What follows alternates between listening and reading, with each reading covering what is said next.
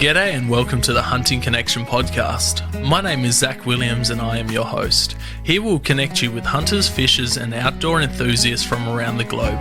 This podcast will share hunting and fishing stories including past experiences and tackle the tough hunting stereotypes our community faces.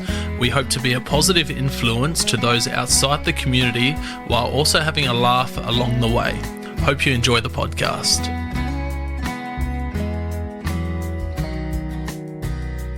G'day and welcome to another episode of Hunting Connection podcast. On today's episode, we've got Andrew and Brodie. How you guys going? Yeah, good. Yourself? Yeah, good, mate. Good. How's your rut been? Yeah, it's been a really good one this year. Actually, Brodie achieved, a goal that both of us have been trying for the last 7 years for him to finally get his first deer with a bow and arrow. Not only one, but you ended up getting two, didn't you? Yeah, two on the same weekend. First day we got up there, got one. The next day, first thing in the morning, just walked up the road a little bit and had a rattle. Then he came in and got the second one. How good? How did that feel dropping your first two deer? Oh, it felt great. It did. So overwhelming it was. So proud. Just couldn't believe it. I couldn't. It was really good. Nah, that's awesome. We'll jump into, where are you guys from? Tamworth. Beautiful. New South Wales, yeah. Awesome. And what do you do for work, Andrew? I'm a fire technician. Yep, beautiful. I've been a fire technician for the last 15 years. Yep, beautiful. So, yeah, keeps me occupied. And Brodie, you're in school. How old are you and what grade are you in, mate? I'm 15, I am, and I'm in year 9. Yeah, beautiful, mate. Beautiful. You enjoy school? Got any favourite subjects? Yeah, I enjoy school. At the moment, next term, because I'm on school holidays at the moment, I'm going to be ending up going over to TAFE. I am, and I'm going to be doing a bit of engineering work there, and then, through school and that, which is good. I've been doing a little bit of different, work experience stuff, going over to different workplaces, seeing what they're like. It's great, it is. Awesome. Really enjoying that. That's good. So you like hands-on and working with your hands? Yeah, for sure. Awesome. Great. Do you know what you want to do when you finish school? What type of trade you want to get into? No, not overly sure yet. It'd be good to find out a couple different ones, see which one's most interested in, and find out from then. Awesome, man. Awesome. So, Andrew, how'd you get into hunting? I got into hunting with my old man, my dad. He used to do a lot of hunting and shooting and all that sort of stuff. When he was a kid as well, he shot a bow. He bought a bow when he was 13. And when I was young, I think I was 6 when he got me into it.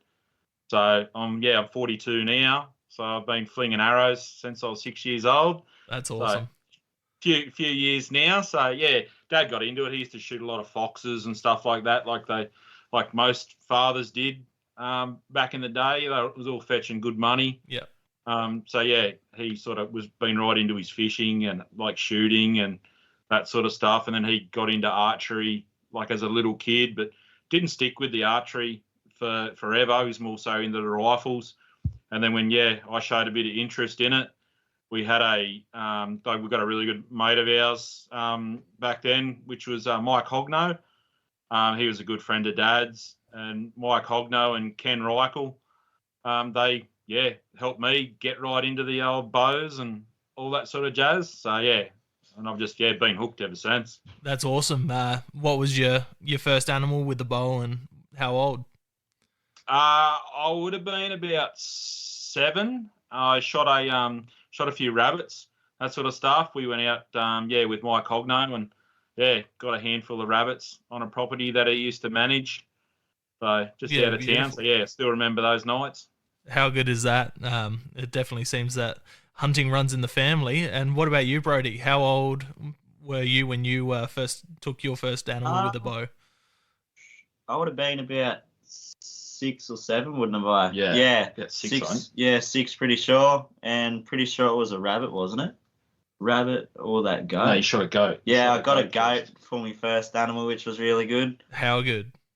And I got it all on video as well. And he turns around and he's like, gets really excited. He's like, oh, that was in the heart. That was in the heart, wasn't it? And I'm just like, yeah. And he goes, I didn't even need you, Dad. Just put me straight in my place. That's so good. And that's you're running compound back then. Is that how you got Brodie into it? Yeah, awesome.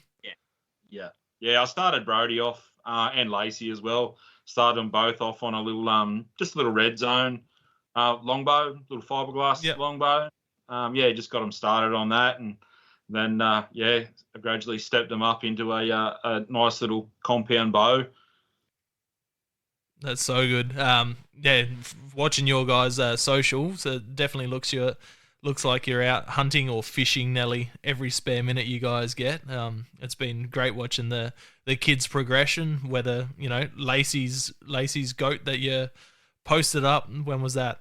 Middle last year, early last year? Middle of last year. Yep. That was awesome. That was such a wicked video. It was, and like that was with at the time, that was with your old bow. Yeah. Was it like I got Brodie a little Diamond Atomic bow, which is like fantastic for young kids. They just got a massive draw range on them, and same with the poundage as well. Yeah. So that's what that was Brodie's first compound bow. He got that, and then I handed it down once he started growing. Handed it down to Lacey, and it sort of went on from there. How good. Speaking of bows, what do you guys shoot at the moment?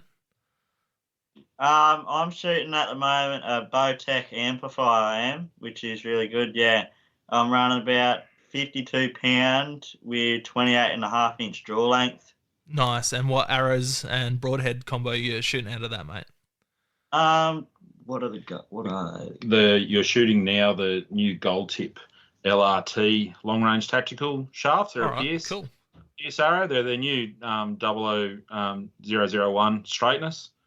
So he's just switched over to them, but he's been shooting for a number of years now. The Gold Tip Platinum Pierce arrows. Yeah, sweet. So really small diameter shaft, so great for penetration. How good. And what broadheads were you running there as well, mate? At the moment, I'm running the brand new 100 grain Cayuga broadhead trizots. I am at the moment. Awesome.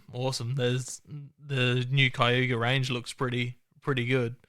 They seem to really good. Seem to hit hard. We've only just changed over to the to using the 3-blade, especially for Brodie.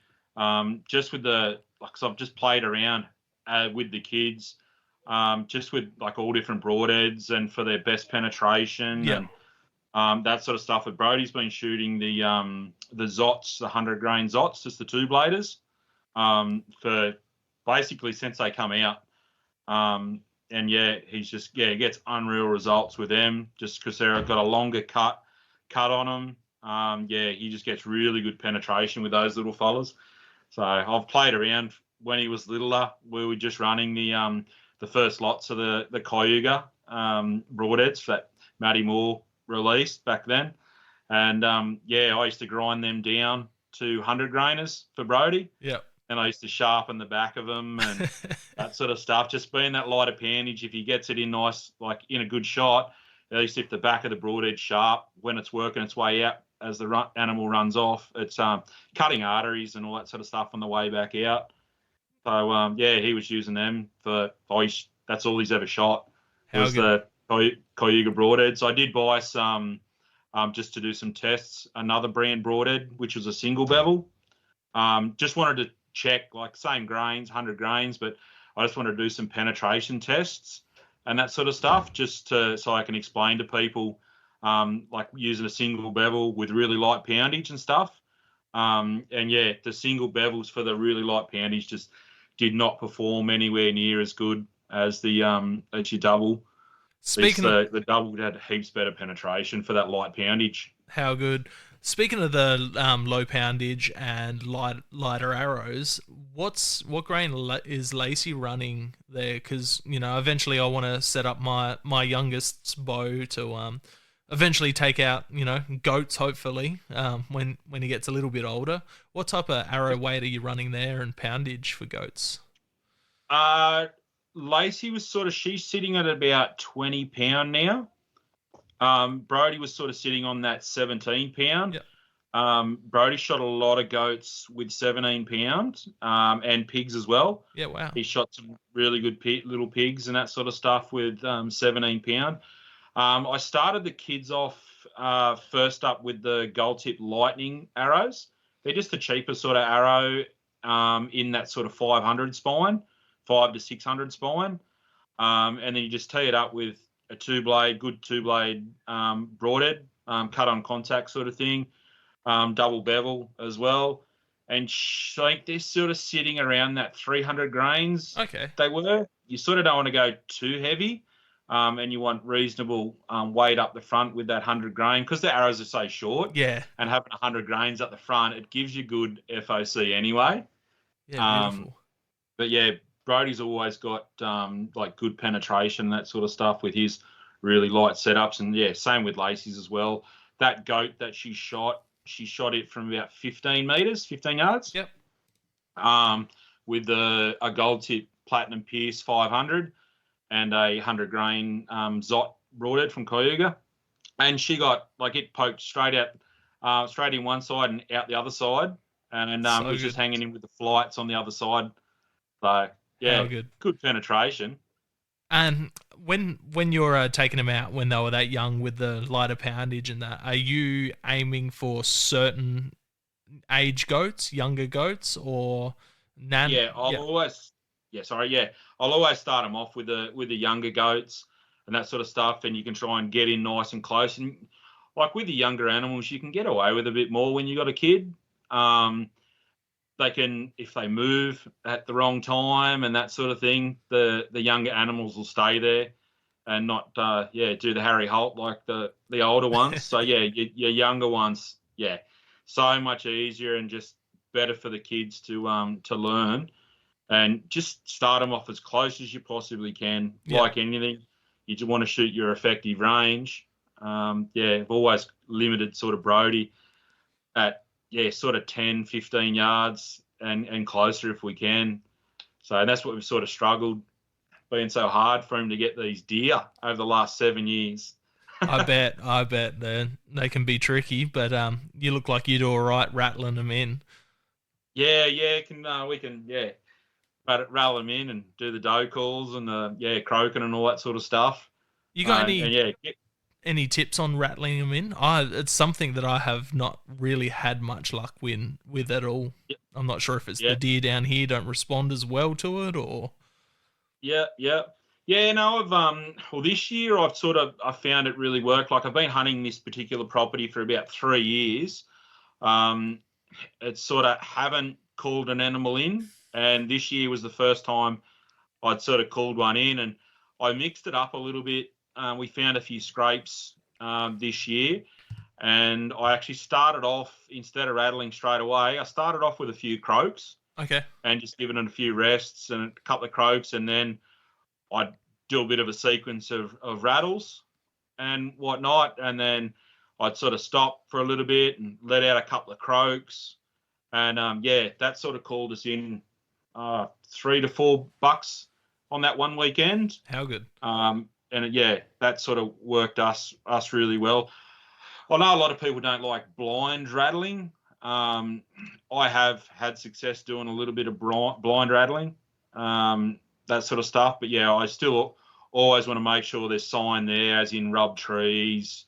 Scrapes are always fantastic because the bucks are usually always come to the scrapes to make sure that they can mark their territory. Yeah, sort of thing. And how long are you sitting off a scrape rattling for? What's your sequence? How long? You if you can sit there for sort of 15 minutes, sort of around that sort of 15 minutes, and sometimes even longer. Sometimes you'll get them; they'll come to a certain distance, and then they'll just hang there and just wait, and they'll be thinking, righto, what's going on here? I haven't seen anything yet. That's some of the older ones, and then I'll find if you keep going and you sit there for that little bit longer, and just wait and even stay tight-lipped for a little bit. You'll get those bigger ones will come and, wander their way in just a bit more cautious. Yeah. So, yeah, sweet. And Brodie, what about when you started going out with Dad? How old were you when you started tagging along and just following along before you actually started hunting? Oh, years. Day dot? Yeah, day dot, basically. It was, years and years on. It was really good. I'm sitting here looking at a photo. I got a 42-inch Billy, and I've got a photo of Brodie strapped onto the front of me. So he was actually, he would have been only, I think you're only 4 or 5 months old. So, from day dot, we've always sort of taken him out. That's good. So no choice. And you've always wanted to go out? You've never not wanted to? Nah, never not have. Always want to go out. It's always great. It is. That's good. Even if you don't get anything, always good to get outside. It is. It's great. Awesome. And how have you gone with the walking? I've got a 9-year-old, and getting him out to do the walking side of it. He doesn't mind the sitting if we're seeing stuff, but as soon as we're having to do 6-7 kilometers, he struggles with it. Yeah, I'm pretty good with the walking. I am. Yeah, I've done it for long enough that I've gotten used to it, and fit enough. So walking doesn't really fuss me. I'm pretty good for it. Yeah. That's good. And when you were little, you did some big Ks when you were young. So especially for the last 7 years, like after these deer, some days there I didn't even take my bow out. It was just always just his bow only, and trekking around some pretty decent hills for a young fella. That's good. And done really good. You've been able to keep both kids interested the whole time. Like, you got any tips Lacey, or tricks to? Lacey, she gets scared in the bush a bit, and because she's got like the processors, the cochlear implants. She gets a bit scared when she's out there, so sometimes she'll actually take her processors off. Just with the noises and the different noises and that out there, she'll get a bit scared, and it took a fair bit of encouragement for her to take that first goat, because she got in quite a number of times there up close, and when she gets really close, she just gets a bit scared when you're really close to the animals. Yeah. And when she was really young, I got her into a nice young goat, and I made sure it was a blunt head and that sort of stuff, just to let her get used to it and let her get in there, because she wasn't quite at the poundage that was safe and ethical for an animal, like to kill the animal. Yeah. And I got her in nice and close one day, and she shot a goat, and she shot it perfect, like a young goat, and the arrow just bounced off. Like it wasn't enough, and I made sure it was blunt enough just to bounce off. And she got so excited, and Brodie had shot a goat only a few seconds before, and there's a bit of blood on the ground, and she's like, "Oh, that's the blood from my goat." She got a bit excited from that. But quite often she gets a bit scared. And the goat that she did take last year, like we had all of us there. There was Brodie there. I was there. My wife Kim was there. And we even had our dog, our French bulldog, with us on the lead. And That's so good. Called these couple of young goats, and they were distracted, and they let us all sort of sneak in there. And our French bulldog, she doesn't do anything, she doesn't care, and she just sits beside us. And I just sort of spoke to Lacey, "No, you're right, darling," and got her into that distance she was comfortable with, and she just absolutely smoked it. Like, top of the heart when she hit it. And I've got videos of her, because my wife was filming one angle, I was filming over Lacey's shoulder, and it was just like, her face was just like, "Oh my God, I hit it." And she's got so excited, and then she'll get excited when we take her out, go, "I want to shoot a bigger one. And then you get her in there nice and close, and then she's just like, "Oh, nah, I don't want to do it. And I'll never force her." Yeah, it's just that's one thing you shouldn't do. Is if they're not ready, if they don't want to do it, don't try and put pressure on them to make them do it. Yeah, and just let them do it at their own pace. Like, as soon as you try and force them, that sort of stuff, they'll tend to just dislike it and that sort of stuff.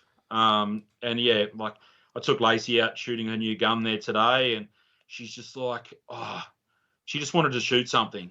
She just wanted to shoot something with it and that sort of stuff. She said, I'll be happy to shoot a goat with this, Dad, because then I don't have to get so close to it and I won't get so scared. So, yeah, it's just that sort of thing. Just don't push your kids. Yeah. If they want to do it, they want to do it, sort of thing. And, again, if they're not overly confident, put like a blunt or something on their arrow and teach them the stalking skills of getting in nice and close. And because there's nothing worse for a young kid to see an animal get shot in the wrong spot and then it runs away making terrible noises that, nobody wants to see, which we all know it does happen.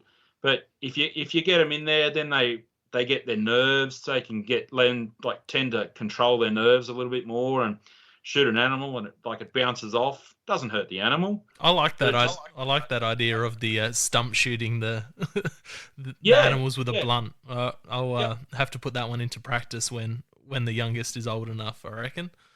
Yeah, no, most definitely, and just get them in there like a little blunt on them. Let them practice with the blunt and that sort of stuff, so they know how it shoots, of course. And then get them into a nice young goat and or a young pig or something like that, and then let them shoot it.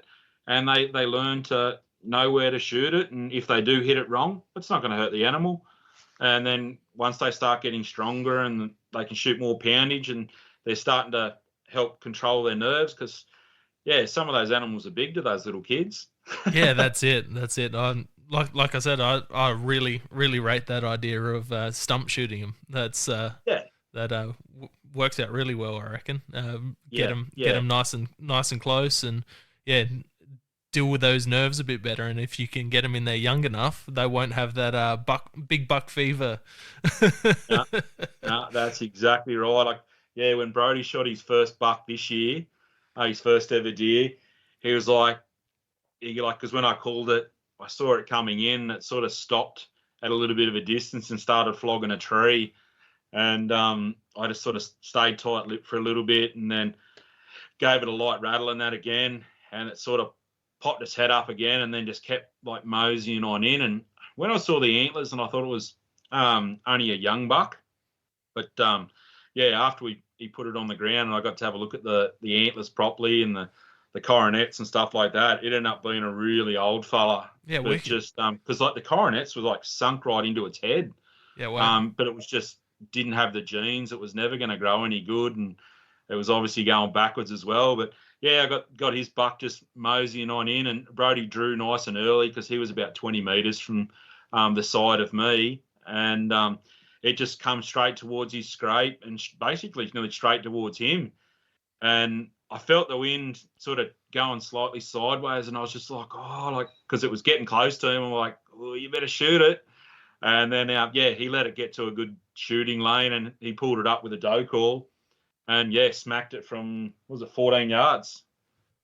About 13, 14 yards, and hit it sort of right in the front point of the triangle. Yeah, beautiful. And come out just under the armpit on the other side, basically. And, it took out its heart, and it ran probably 20 yards and fell over. How good. So, Brodie, have you had... You said you've been trying for the last 7 years for a deer. Have you had a few misses in that time? And plenty of misses and all that. Yeah, plenty over the top, underneath them, all that sort of stuff they spook. But it's always been good learning, seeing what I can do better, just learning from the mistakes. And eventually it'll come. Like this year, got the 2 happen. It was good. That's awesome. And now you got 2 on the deck. It's just only going to come better and better. Yeah, hopefully, for sure. We always used to limit the distance too for him with that light poundage, and we always with deer moving so quick, we sort of had to limit it to when you're calling them in, especially because they're alert and everything, had to limit it to sort of that 10 yards, 15 yards, and that's sort of what always went wrong for us. It had come in that close and then been so young, just sort of wobbling a little bit or just move just at the wrong time when you're trying to get him in that close.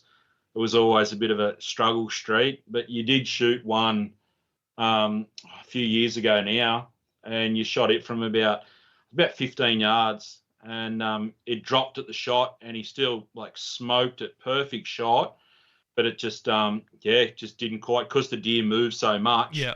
As the arrow was about to hit it, it just didn't have enough drive to get in quite deep enough. But yeah, we had a good blood trail, and we ended up losing it in some some really steep wattle country, which was a nice young buck. But yeah, a bit devastating, but it can happen. It does happen, man. I went out last Friday, not Friday, just gone, the Friday beforehand, and I'd been following a couple of little croaks and went down and checked the trail cameras as I was leaving the property, and had a nice buck come in behind me. Didn't know I was on the scrape. I heard him crack a stick, and Doe called him, and he walked out, 30 meters, but I had a little shooting lane that I could shoot through. And as soon as he's walked into that, I've ducked down and taken the shot, through a couple trees under a log, and hit him perfect in the shoulder. But I reckon he's moved a little bit and spun as I've hit him, and hit him right in the shoulder blade, right in the solid part of the bone, and only ended up getting about 3 inches of peno.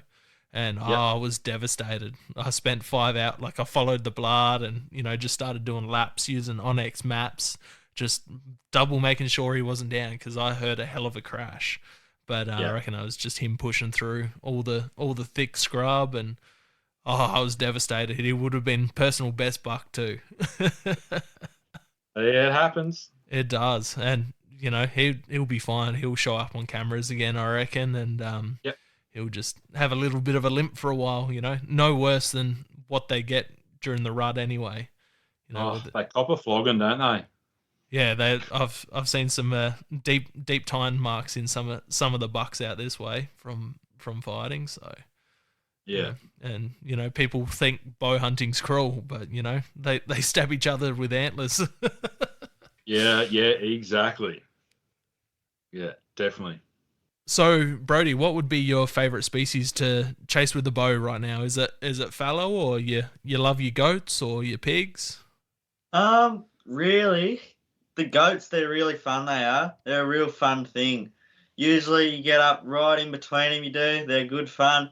Like the past couple of times we've been out hunting for the goats, I've been sneaking in myself, getting a couple I have, which last time I got 2 walking in just by myself, looking at the wind, using a wind puffer, seeing how far I am, and sighting the distance and then taking the shot and getting them. It's good fun, it is. How good? Always great. Not too hard of an animal to get, they aren't, but still something good to practice on, for sure. And what's your personal best goat so far, mate?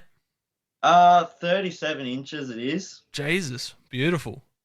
Yeah, for sure. It's great.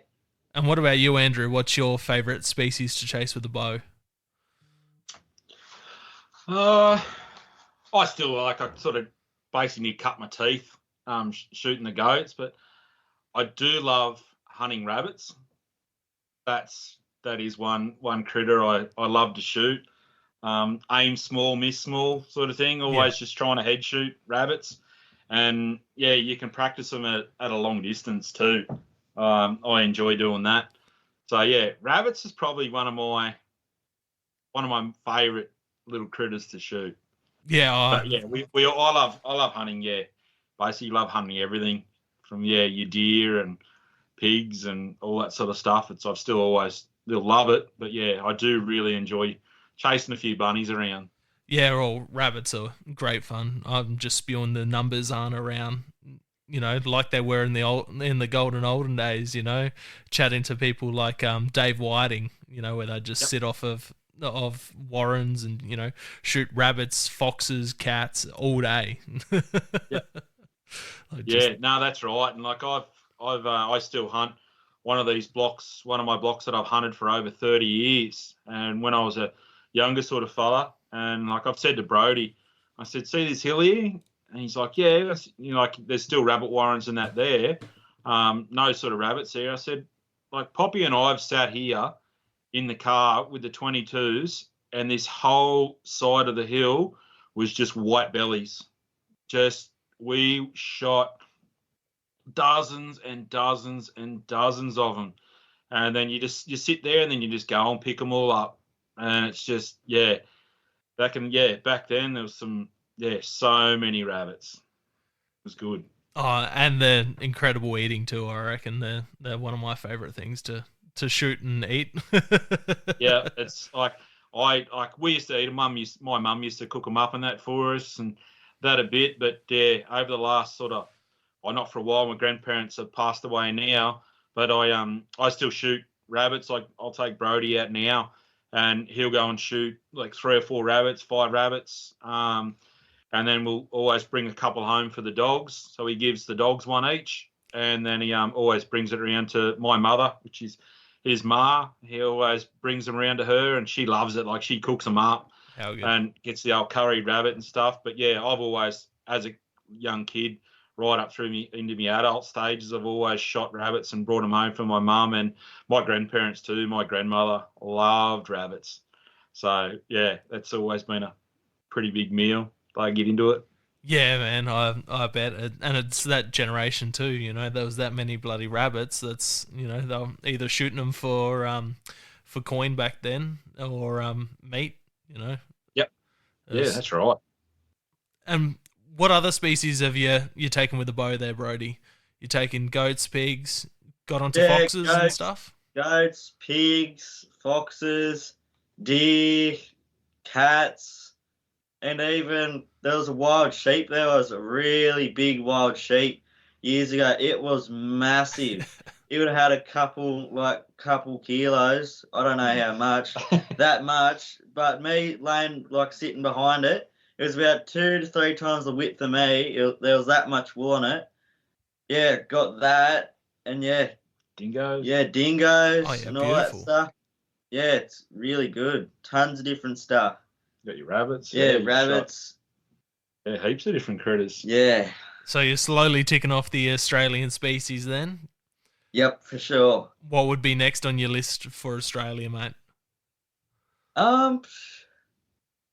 One thing that'd be really cool to get is even have a look at getting like a rooster or like red deer or something like that.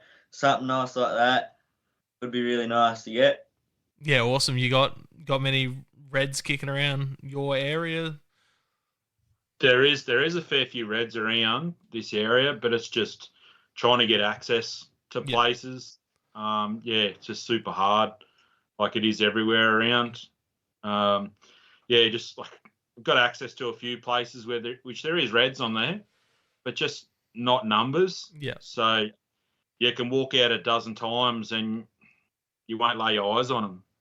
So it's just that sort of luxury, like the lottery pick there. You go out and, you might see them, you might not. So, it's pretty tough pickings for myself with not having the access. But, there is some pretty hot country around. What about public land? Is there much public land out your way with the state forests and that, or? Yeah, we've got, a few of the state forests around close. Within sort of like, we've got our Nundle State Forest and that sort of stuff, and a Tunga State Forest. Like, Tunga State Forest got plenty of fallow and goats and stuff like that out there. And then Nundle, it's got reds and fallow and plenty of pigs and that sort of stuff. But I've never sort of had to get my R license and that sort of jazz, because growing up, because we sort of grew up out of town a little bit, and always sort of my old man is a Sparky, and we've had our own business. He's had that, and we've always sort of worked on plenty of like farmers' properties, and we've always had heaps of country and that sort of stuff. And I shot kangaroos professionally for 10 years as well, so that gave me a fair bit of country. But over the years, just all the old people that we all used to know, they've all passed away, and the country gets sold, and I've sort of lost most of my country nowadays, which it's hard when you got kids that are so keen. What's the age limit for state forests for kids? I couldn't tell you, to be honest. I'm not sure either. And I'm sure enough that'd be age restricted too, unfortunately.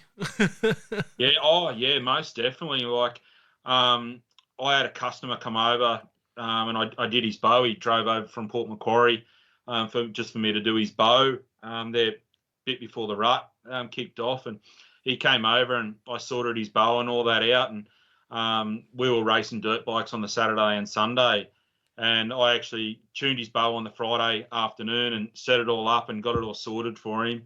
And he came around and I said, you're going to have to sight it in after all this. And we got it roughly at home here.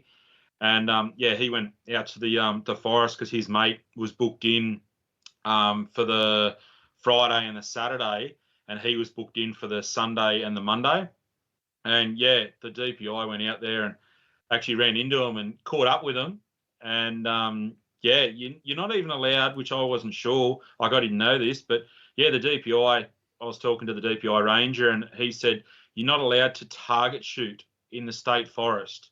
Yeah, wow. Which I thought that was really strange, because if you're out there for a week at the state forest hunting, especially as archers, we like to throw a couple of shots like into the target before we go anywhere to check your gear, or if you have a fall, you want to be able to shoot and have a couple of target shots. But you're not allowed to do any target shooting on the forest, like in the forest. That's even ridiculous. When you've got a book.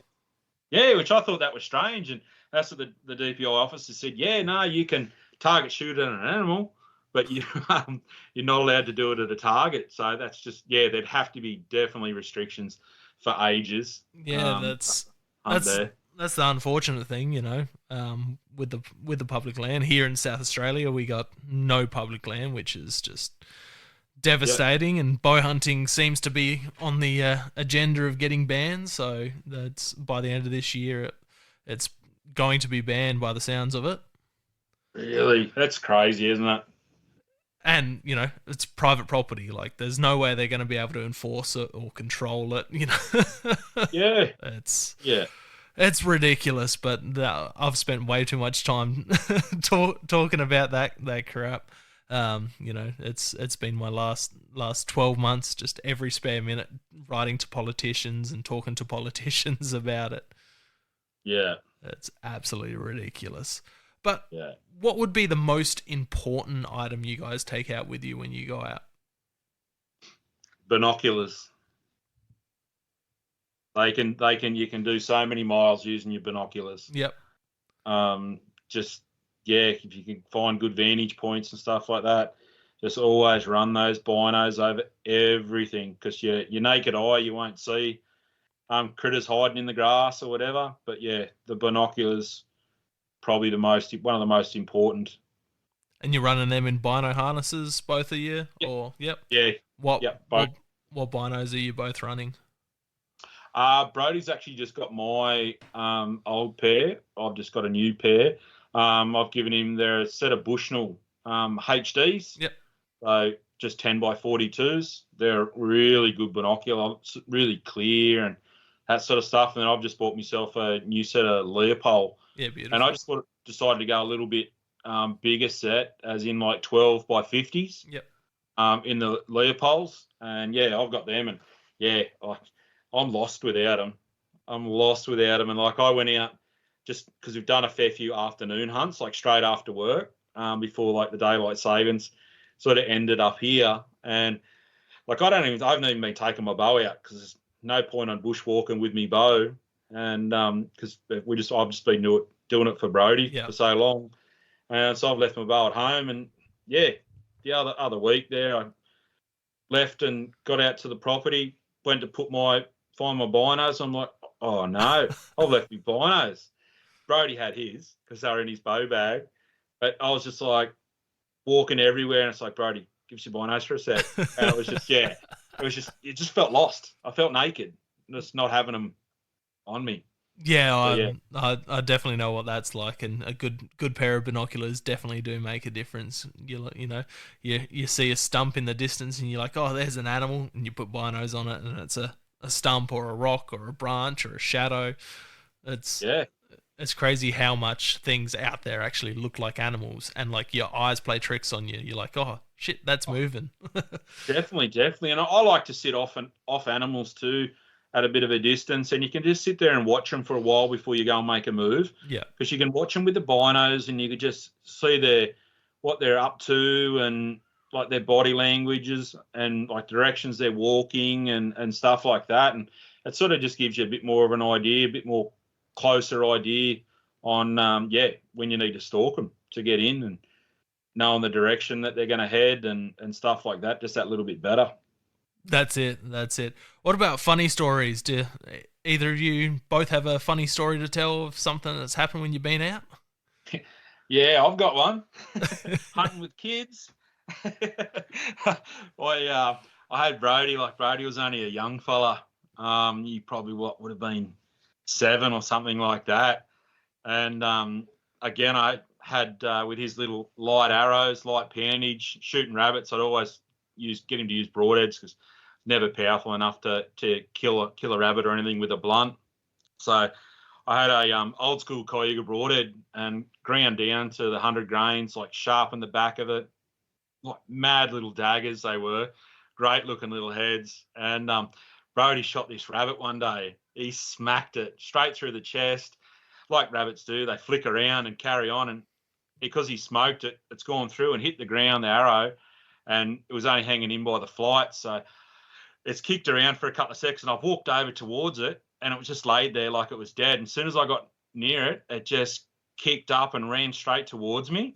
And as I was walking, the broadhead went straight in my leg. Oh, shit. And it went 11 centimetres up in my leg. Oh, no. And I had a hold of the rabbit. I reached down real quick and grabbed the rabbit because I had the broadhead and the arrow 11 centimetres up into my leg with a rabbit jumping around on the other end. Like, I'm hanging onto this rabbit for dear life, and then I tried to pull the broadhead out. I tried to get the rabbit off the arrow and the veins, and that wouldn't go through the rabbit. And then I'm like, right, I have to pull this arrow out. So I pulled the arrow out as far as I could, and it was stuck in the bit of the muscle in my leg, near my shin. And I tried to unscrew it, and because I screwed Brodie's heads in really tight, I couldn't unscrew it. So I'm like, oh, I've got to pull it all the way out. So yeah, pulled it all the way out, unscrewed the broadhead, got it off the rabbit, and then I ended up having to drove into town, and then we went up to the hospital and they had to get it all flushed out and some stitches and that in there. So that's a bit of a funny story. And hunting with kids, the old rabbit got a bit of comeback on me. Bloody ran out your jousting style. It got me good. Oh, that would have been horrible to have on your gravestone, taken out by a rabbit with a. The hospital ladies thought it was hilarious. Like, when I was trying to tell them what happened, they're just like, one of the ladies said, "Oh, don't be surprised if a couple of the ladies come up and see you. Like, they want to hear this story." And when they were flushing it out, because I sort of didn't realise at the time exactly how far up it went, and when they were sticking this big syringe like that, a really, really long syringe, and it was 11 centimetres, and they're like, it was going the full length. She's like, "That's gone like 11 centimetres up into your leg." And she was just flushing it out.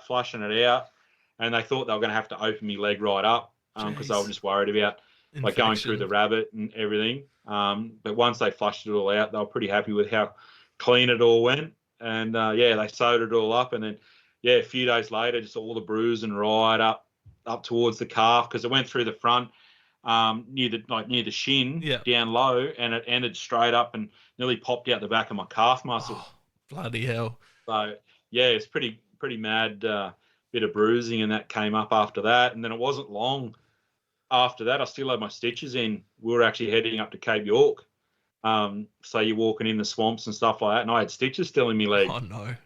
So that was a trip. I made sure I had to have all the like the waterproof patches on it and change it every day, and so bit of excitement, bit of fun. How'd you go with that, Brodie? Was Dad worried at all? Did he scream? Did he cry? A lot of swearing? What was going on?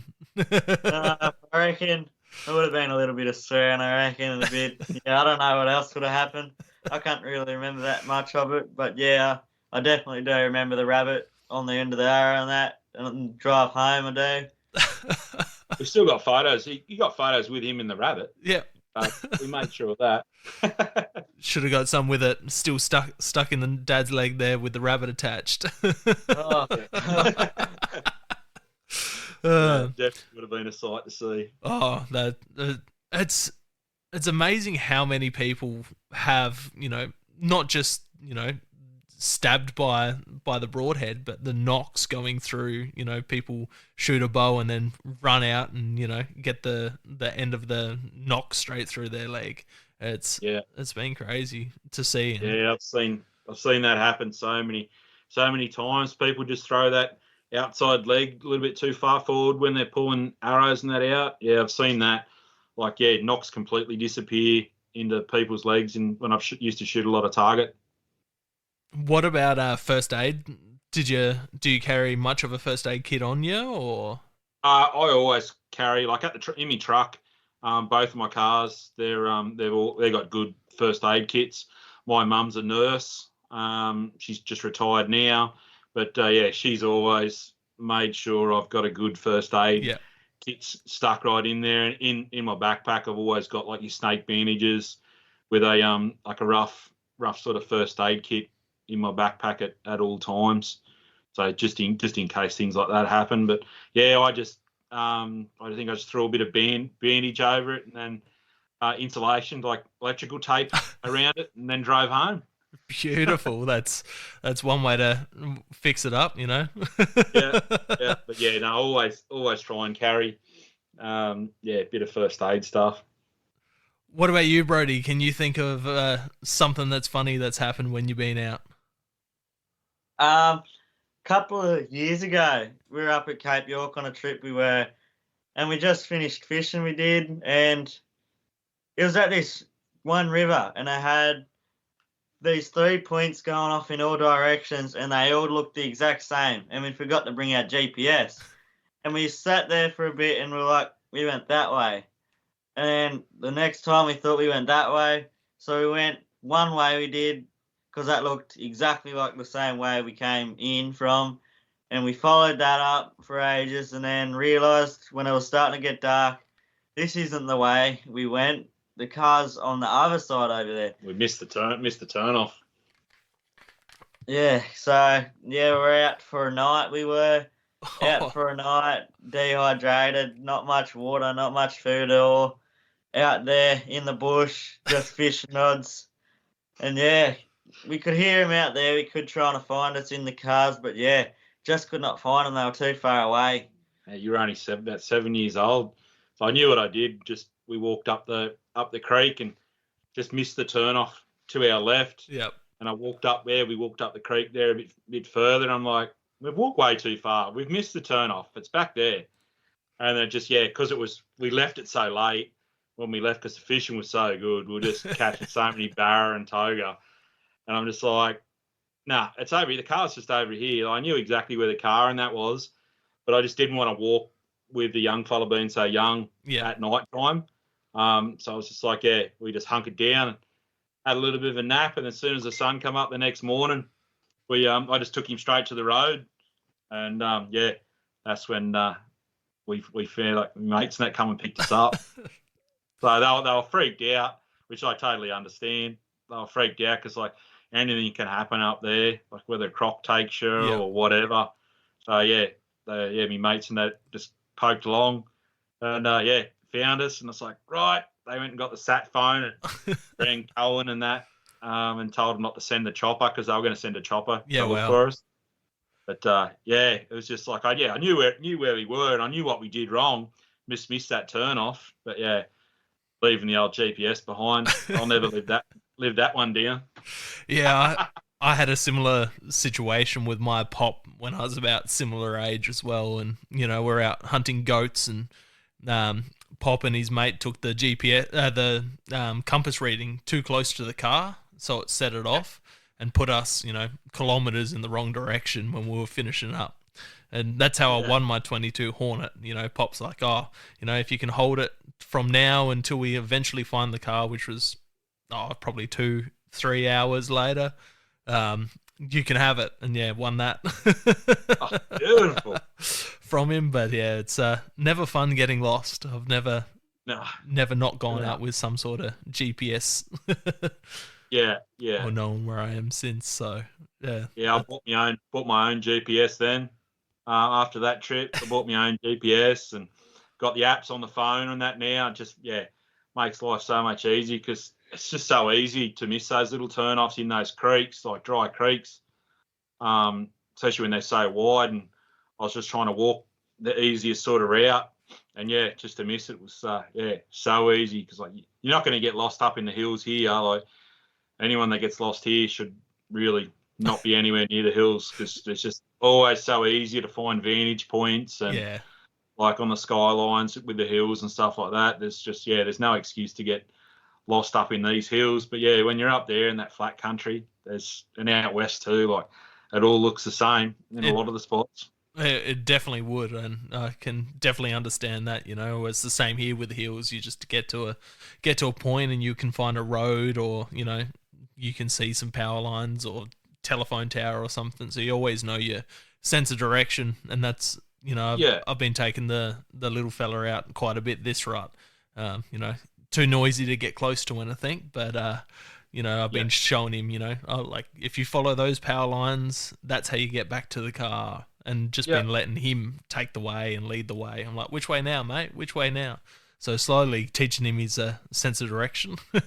It's a good thing. Like, we took Brad Smith out for a hunt one time, like when Brodie was only real young, and we sort of did a bit of hunting, and I shot a fox, caught a fox in, and I shot a fox, and then Smitty goes, "Hey, Brodes, what way is it to the car?" Not expecting Brodie to know the distance, know where it was. And Brodie goes, "Oh, yeah, if we just walk straight up here and walk over there, the road's over there, and then we can walk straight up to the car." And Brad was like, "Oh, righto." That's good. Yeah, just not expecting it. And like, I've done exact same like you said. You sort of teach them the way to do it. And like, that was like up the Cape there. I knew exactly where we were and what we'd done wrong, and I knew where the car was. But it was just like, too late. We left it too late. Yeah, fishing it's too good up there. I bet. It's just next level. I want to get up there one day. That's for sure. Oh, it's you got to put it on the bucket list, mate, for sure. Oh, once the youngest is flinging arrows, that's something on the list. He's always asking what we can go hunt when he's older, and Yeah, definitely. And it's just, I try and get up to see Matty at Cayuga Adventures sort of every year.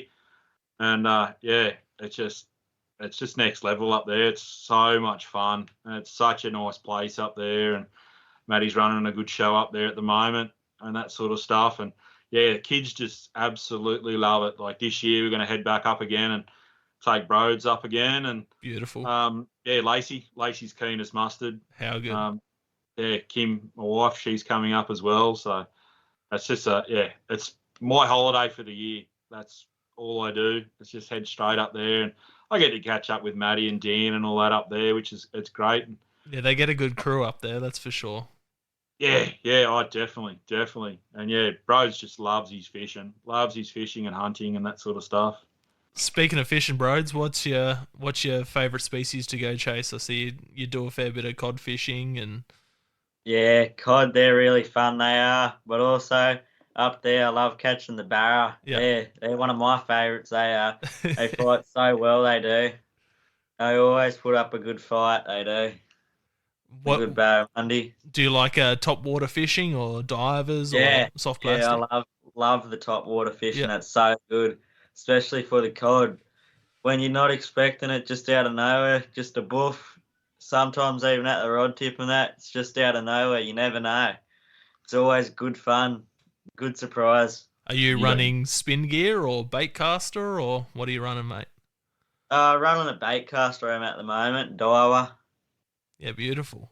And how'd you go at mastering that? Did Dad have to break out lots of tangles and birds' nests? No, he didn't. Not really.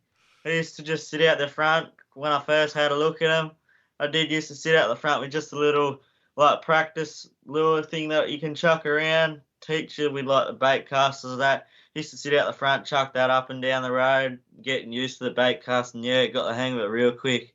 It's good to hear. Which is really good. Yeah. I still struggle with mine. I use it for trolling in the kayak, and that's about it. Lacey's actually just started last year. She started on the bait caster. How good. She's using the bait caster now, and she loves it. I bought her a new bait caster, rod and reel, for cod and for barra and that sort of stuff there just before Christmas, but she hasn't had a chance to come out and use it yet.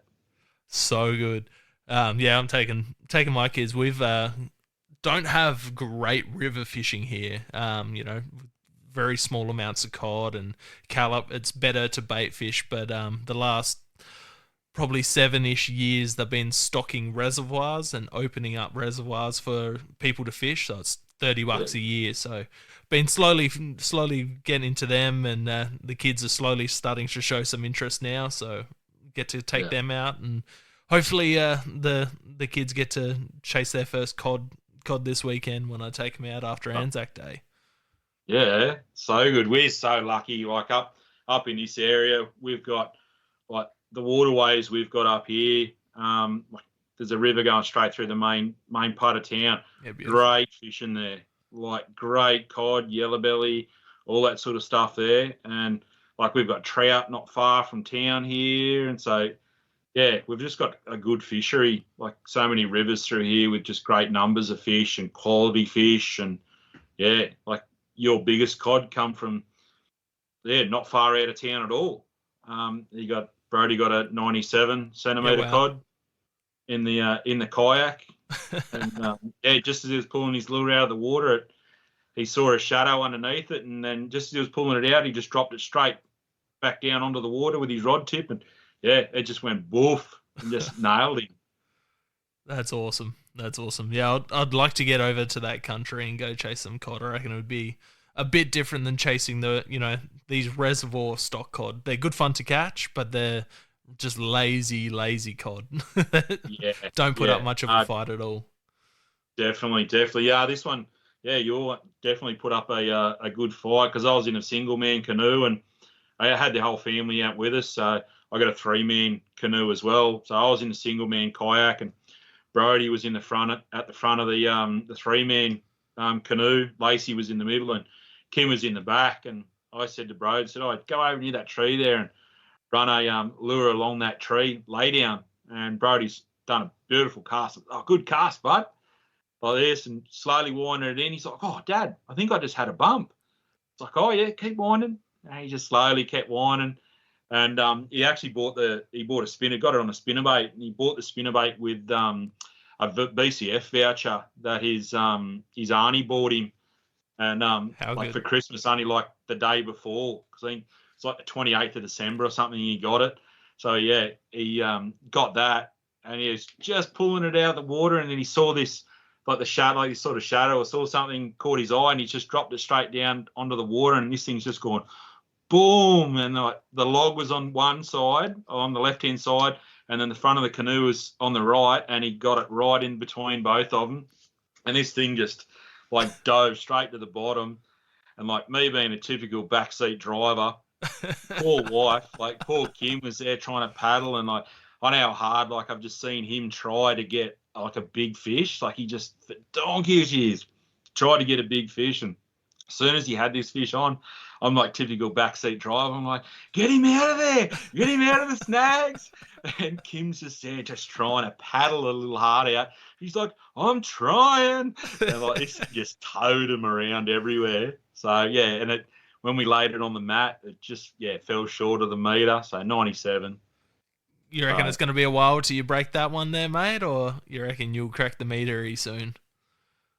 Nah, not overly sure. Hopefully it is soon, though, that's for sure. I'd love to get the meter. That'd be so great, it would. I bet. What about barra? You hanging for that meter barra? What's your biggest barra so far? Biggest barra at the moment is 83 centimetres it is. But, yeah, this last year I dropped one massive. I did. He would have been real big. Like he would have been easy a meter. Oh, no. Meter barra. We watched him. He just tail walked. He did for a good 4 meters, and then spat the lure, and then that was him gone. Oh no, the frustrations of fishing. But we all were so surprised. Like me, Dad, my pop, and then another one of our good mates. We all looked at each other and we were like, "What?" Like our eyes were wide open. It was so crazy. That's nuts.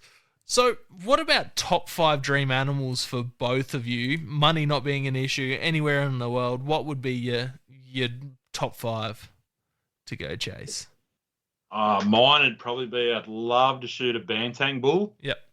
Love to shoot a bantang bull. Water buffalo. Love to shoot a buff. They're the couple in Australia.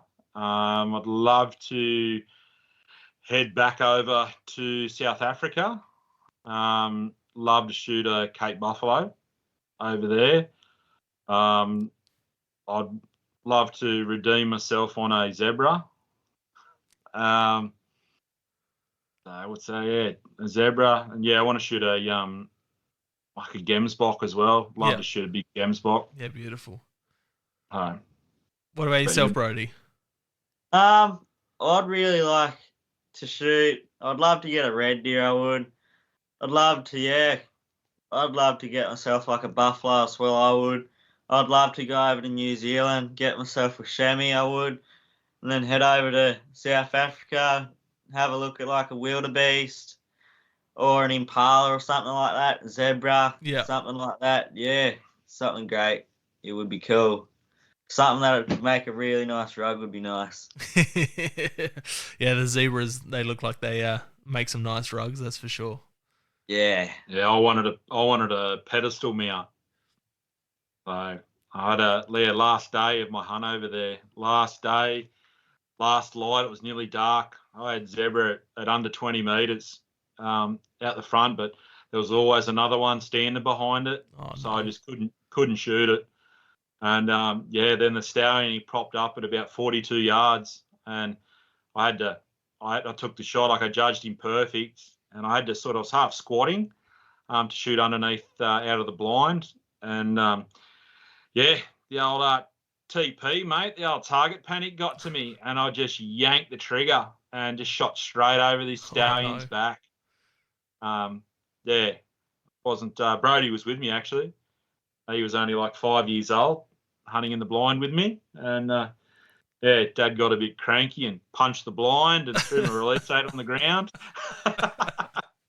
We've all been there with one animal or another, that's for sure. Yeah. And that was one of the animals on my list. Like, I wanted to get a beautiful pedestal mount. Zebra, but it got me. It beat me. Those mounts where they have the map of Africa behind them with the skin of the zebra and then the mount hanging out of that, they look freaking wicked. Yeah, next level, beautiful. Tough critters too, I've heard. They can soak up a hit, that's for sure. Yeah. Well, they're pretty good, because they've got something to aim at on a broadside shot. Yeah. They've got they call it the sergeant of arms. It's just like a triangle, and you can hit them. It's right in the triangle, and you just try and aim straight for the middle of that, and it's just there. It's like a sergeant of arms pointer. Can I hit straight in the middle there, and you'll drop them. Did you get to try a few of those African species while you were over there? Yeah, we got to eat the animals and that sort of stuff when we were over there. We tried, like your kudu, gemsbok, impala, and all that sort of jazz. And what was your favourite? How did they go table-wise? Kudu was nice. Yep. I really liked kudu. Kudu was quite nice. We had a lot of your big sausages over there. Their sausages are made into like a big snail sort of thing. Yep. Big round. They don't just twist them off like our sausages over here. They're just one massive sausage. Very German Dutch style. Yeah. So we had a lot of them, and very dark meat, of course. But they were beautiful. How good. We really enjoyed them.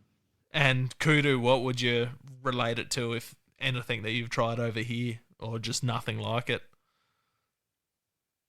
Similar to red. Okay. Yeah, it's it was quite a nice. I suppose they're like being an antelope sort of thing. Yeah, it was sort of similar to the red because we had it in steaks and all that sort of stuff as well. Yeah, beautiful. Yeah, it was some good chewing. So, did you get to try stuff that you didn't shoot over there, or is it just? Yeah. At the place we went to African hornbill safaris, which a mate of mine, he owned that property. And yeah, he had a butcher's on site, so he used to also buy animals from hunters that have harvested them from neighbouring properties and everything as well. Yeah, wicked. So he had the butchers there, so he'd always have plenty of meat that were getting butchered up, and yeah, definitely no shortage. Did you get to try eating zebra or? No, didn't get it. Not that we knew of, anyway.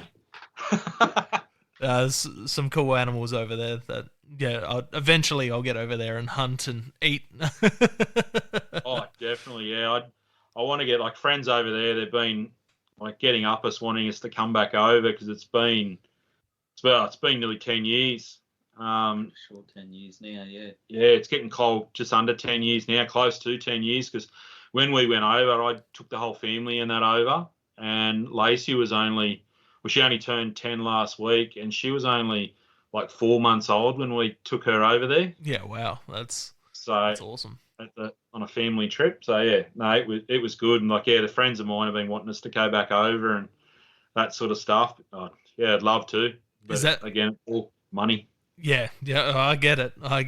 Was that your first overseas hunting trip, or have you gone elsewhere? Yes. Yep. Yeah, that's my first overseas trip. And that was over to South Africa, which was pretty cool. Beautiful. I loved it. That's awesome. And what animals did you take over there? First animal I took over there was a kudu cow. Yep.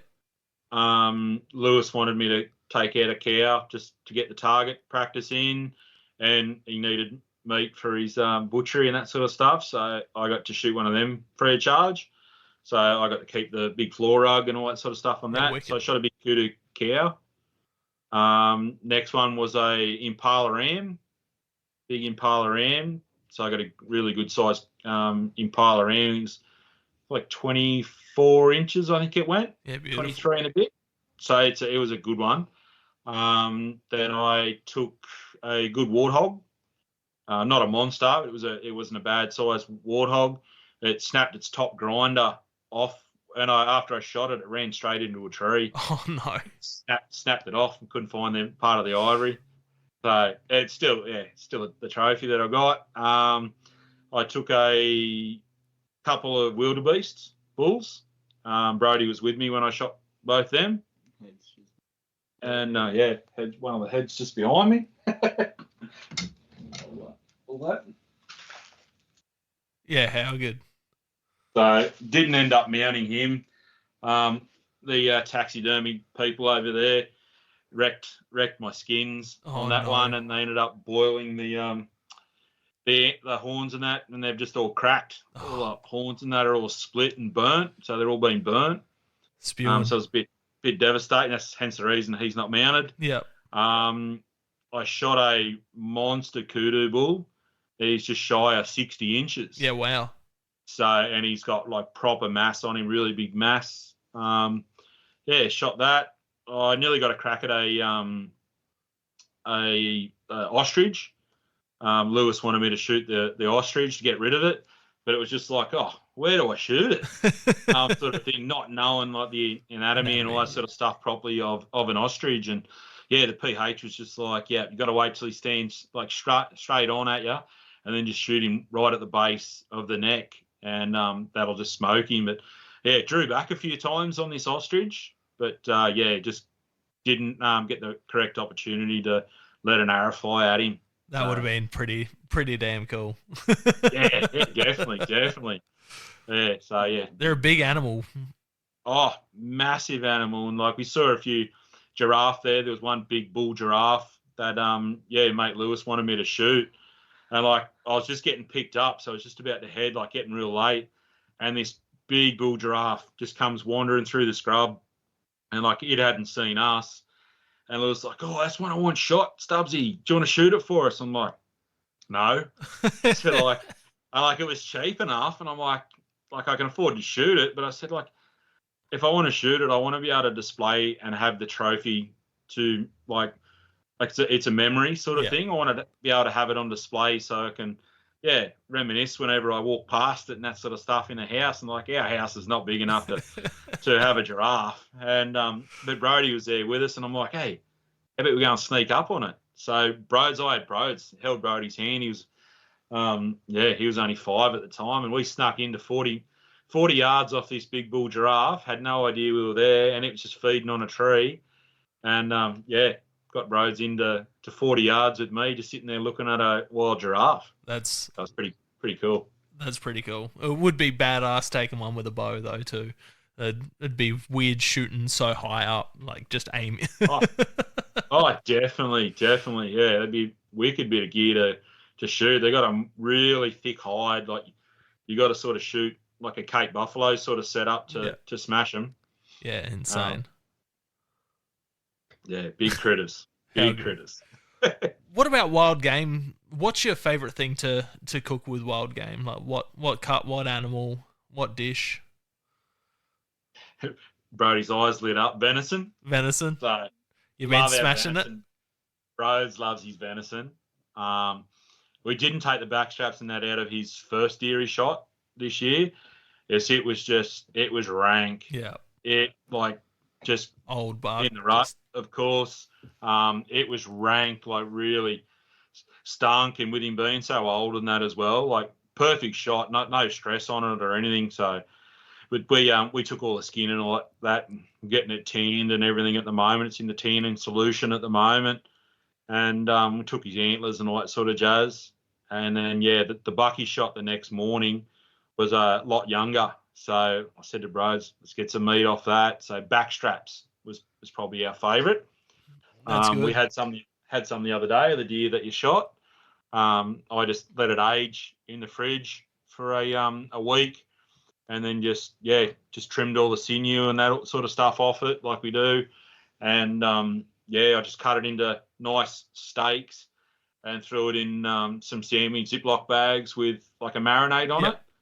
We honey soy marinade sort of thing, and it's good. I like doing them. Oh, there's nothing. Rhodes likes his roasts. Roast, yeah. My favorite. I'm not sure what the cut's called, but it's on beef. It's called the gravy beef cut. Like it's all where the tendon comes down in the back leg, and you got this little round bit. Chuck that in a slow cooker in a curry sauce or a gravy or whatever, and it's freaking amazing. That's my favorite cut, and that tendon gets just real soft and just incredible, so good. And heart. Have you had heart, Brodie? Nah, I haven't tried that. Next deer you get, whip out the heart, lay it out flat, like cut it in half, cut all the ventricles out, and then cook that up, and it's the best bit of the deer, I reckon. I was spewing about the one I shot today with the 270 because I just blew his heart to smithereens and his liver. The second deer Brodie shot this year, I actually showed Broads once we got all the meat and that off it and everything, and I split the ribs and lifted up the ribs and that for him, and I just wanted to see exactly where he hit him. Yeah. Because he sort of smoked it on the trot. It come trotting in, and he shot it nice and close, and it ran probably 40 yards, 50 yards, and then it's a good video. Yeah, it just struggled to stand. I'm like, oh yeah, righto. Like he smoked it. It's in trouble, and because I was sort of sitting behind him a bit and couldn't sort of see exactly where the arrow went in, and I was videoing, of course. And once we took all the meat and I flipped those ribs up and just sort of gave him a bit more of an insight too on just showing them exactly where the heart lies and the lungs lie and all that sort of stuff. Because I always like to show, doesn't matter how experienced you are, it's just always like to show people that side of things because it always surprises people where everything lays. So I opened it up and pulled the heart out. There's a trizot 3-blade broadhead, went straight through. I actually put a photo up on, I think it's just on my story in black and white, and of the trizot, went straight through the centre of the ticker, like the heart. How good! So it was just like, mate, can't ask it for any more than that. We should have taken that heart home, and I think I actually said to Brodie, I said, this is what everyone raves about, is heart. It's really good. Everyone gets put off by the word offal, but Yep. yeah, it's so good, especially during winter. The first thing I eat is the heart and the liver. You know, cook it up with some chili and garlic and onions and mushrooms in the morning, and it's freaking wicked. There's nothing better. But Yeah. you know, I work in the city, pretty much in the city here in Adelaide, and so I take a fair bit of venison into work, and I've been taking hearts in for the guys at work and cooking them up, and made a bunch of lamb's heart tacos Yeah. the other week, and everyone ate it. Like, they were blown away. They're like, "This is so good. Like, what is it?" I'm like, "That's the heart." Yeah, And that's like I've had pickled like cow's tongue and that sort of stuff, and a mate stitched me up. He's, "Oh, it's just corned beef, mate." He said, "Yeah," and I'm like, "Yeah, right, eh?" So I smacked it, and I'm like, "Yeah, that was good." And he goes, "Yeah, that was yeah, it was tongue." Yeah, right. yeah, Yeah, it tasted like good. tongue's good. It takes a bit to prepare, but if you save a few and boil them up and then peel them like you would peel a potato or whatever, and Yeah, then cook them up and do like tongue tacos, that's not a bad way to prepare them. yeah, Just yeah. takes a This bit of was just time. on a sandwich, and it was just like slathered up, just like a corned beef sandwich, like you normally have it. And yeah, he gave me that, and it was yeah, it was good. Tasted quite good. So good. Um, so how do you guys see the public view on hunting and hunters? Uh, it's changed a lot over the last fair few years, as everyone knows, with social media. Um, Sort of can be a bad thing, social media, Yep. just with getting that wrong thing across. A lot of people nowadays, I find that they shoot animals when they normally wouldn't shoot animals because they just want to shoot animals for likes Yep. on Facebook. That's a yeah, big thing for us now. We notice that and just shake your head, but each to their own. Um, yeah, it's definitely it's good for advertising. Can be for businesses, especially with having yeah, getting your name out there for like all your companies and that sort of stuff Yep. with people using their gear, that sort of thing. But yeah, no, it's not too bad. You just got to be careful what you show. And Brodie, what about with like school? How do the kids react at school and teachers? Have you had many negative experiences from teachers? You know, butting in like you shouldn't be hunting, or is it because you're Nah, pretty rural? yeah, the teachers, they actually think it's pretty cool, they do. Tons of them, they like having a good chat about it. Like the agriculture teachers at school, they always have a good chat about it and everything like that, which is good. And then like my year advisor I got at the moment, she loves hearing about it and all that stuff she does. They all think it's great, lots of them do, which is good. That's awesome. So overall, you'd see the public views on hunting and hunters is pretty positive in that Yeah, aspect. yeah, definitely. Yeah, it's good. That's good because it could go, especially being kids involved and teachers. Teachers tend to be more on the liberal side of things. Yeah, yeah, Could, definitely. but yeah, being in a rural-ish area probably makes a bit of a difference. Yeah, it's pretty good. Like most people around here, um, yeah, they're pretty good. And you do get a few people that don't agree with it and that sort Yep, of stuff. Yeah, we don't sort of have any real drama, that's good. which is good, That's really real good. good. How would you change the public views for the better on hunting and hunters? What would you do if you could? Educate more people, because you'll find, yeah, a lot of it there, the negativity, they just they haven't looked into it. They haven't been shown how things are done. They see the bad things and they run with it, sort of thing. Yeah, They never, yeah, it's sort of hard. People need to open up their minds a little bit before they get on their high horse and just go, nah, hunting's crap, nah, it's dangerous. Oh, why are you paying to shoot an animal? yeah, And that sort of stuff. It's just, yeah, that's a tough. And it's same with the Africa thing over there. Like everyone say, oh, like people shooting these animals over there, and all these rich people are going over there shooting animals. But if it wasn't for those people to go and pay to shoot those animals would be extinct. yeah. That's it.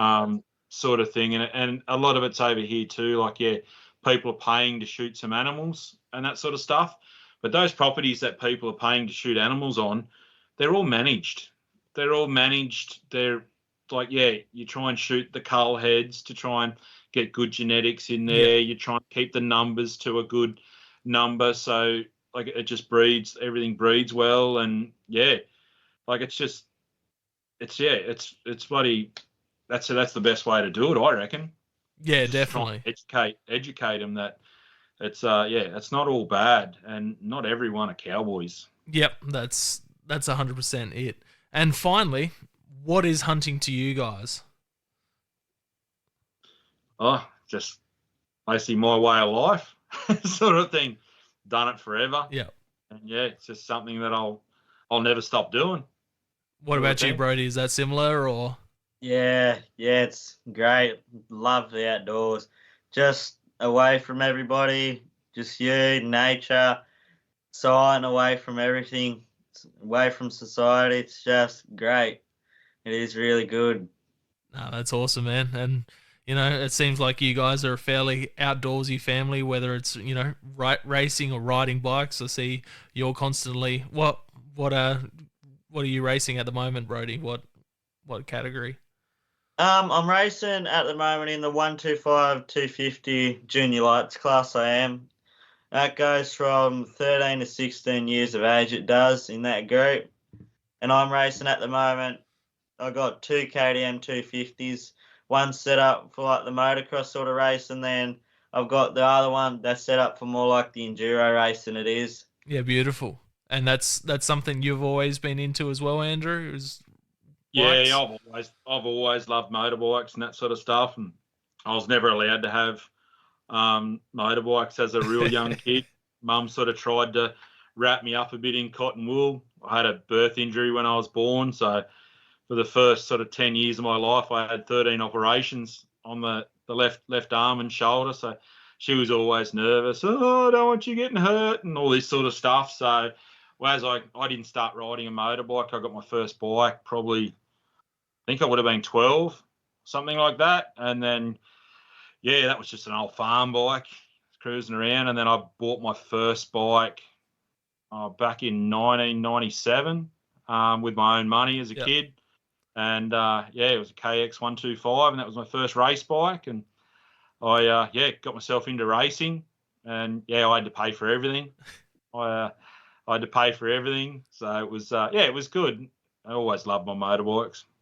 No, it's good. And what do you do these days? Mainly just enduro stuff? Both. A bit of everything. Yeah, so beautiful. we'll do, enduro. Love it. Enduro, racing, sprints, and that sort of stuff. We do motocross. Yep.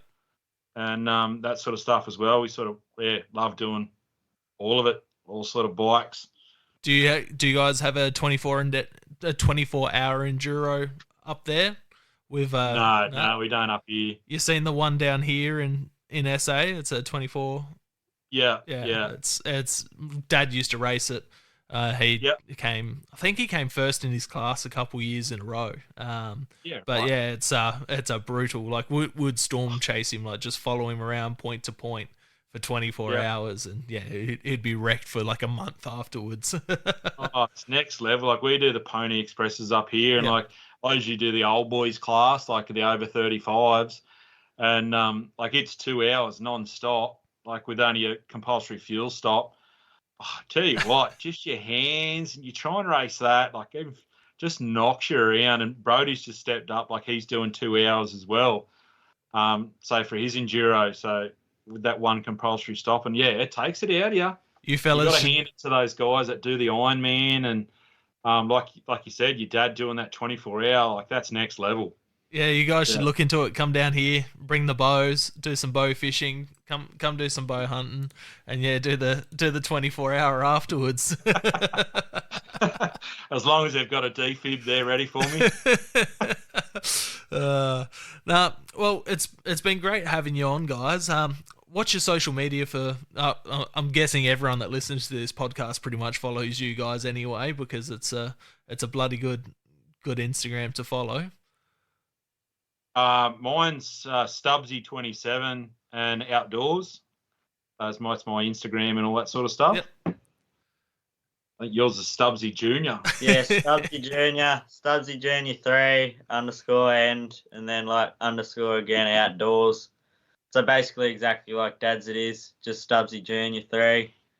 Yeah, awesome. I'll chuck those in the podcast bio for when this comes out so people can give you a follow. But I guarantee pretty much everyone listening already follows anyway for the awesome content you guys put up. And, you know, you've been putting it up for a while, and it's great to see you put up the stuff of the kids, you know, especially because people tend to shy away showing, you know, kids hunting and all of that type of thing.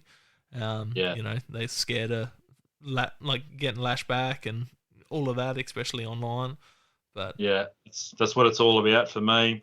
That's what I've always done. It's been awesome. Even when we started and like Matty Moore started up his Cayuga Broadheads, I used to help run the social media page and that for him, and the lead of the sales and packaging and all that sort of stuff when Matty was busy. And I'd always use Brodie as a great little salesman, and like we'd take him out, he'd shoot critters, and I'd put it up and put up the videos and that sort of stuff on the socials. And then next minute you get a phone call or a message from Matty. He'd be like, "Have you just put up a video or photo of Brodie?" And it's like, yeah. He's just like, "I've just had that many orders just come through the door." And yeah, I was just I love showing people, the kids, what the kids do. And yeah, it's just like, I'm pretty proud of it. Yeah, I reckon I tried the pilot cuts because of you guys. So yeah, definitely. Yeah, it's good. No, awesome, guys. Thank you very much for coming on. I hope people have enjoyed the chat, and I hope you guys have enjoyed coming on. Yeah, definitely. Thank you for having us. Appreciate it. Not a problem. Easy, fellas. Have a good one. Same to you. Thanks, mate. Gotcha. Thank you for joining us on another episode of Hunting Connection Podcast. We hope you've enjoyed our discussions and gained valuable insights into the world of hunting, fishing, and the outdoors. To stay connected with us and never miss out on an update, please be sure to follow us on social media, all at Hunting Connection Podcast. We appreciate your support and would love for you to share the podcast with your friends and family. Don't forget to tag us in your hunting photos on social media and let us know about your experiences. Your feedback is invaluable to us, so please take a moment to subscribe, rate, and review the podcast. Together, we continue growing and delivering more captivating episodes for all hunting enthusiasts. Stay connected, stay informed, and keep pursuing your passion for the hunt. Until next time, happy hunting.